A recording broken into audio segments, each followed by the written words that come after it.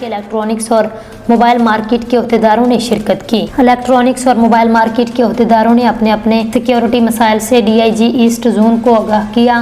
DIG east zone Ghulam Azfar Mahesar ने DSP operation east zone Mohammad Hanif को उनसे राब्ते के लिए अपना फोकल पर्सन मुकर्रर किया। DIG ईस्ट जोन ने हदायत की ईस्ट जोन के पुलिस अफसरान अहदेदारों के कंप्लेन पर फौरी कानूनी कार्रवाई करेंगे। ईस्ट जोन के तमाम SHOs अपने अपने इलाकों में मार्केट के अहदेदारों से राब्ते में रहेंगे। इलेक्ट्रॉनिक्स और मोबाइल मार्केटों के तरफ मोबाइल पेट्रोलिंग और शाहीन फोर्स के जवान खसूसी तौर पर गश्त करेंगे। DIG ईस्ट जोन ने अहदेदारों को यकीन दिलाया पुलिस मोबाइल डीलर्स और इलेक्ट्रॉनिक डीलर एसोसिएशन के ताउन से तमाम मसाइल का हल निकालेंगे। इलेक्ट्रॉनिक मार्केट के सदर रजवान अरफान और दीगर अहदेदारों ने DIG ईस्ट के ताउन से उनका शुक्रिया अदा किया।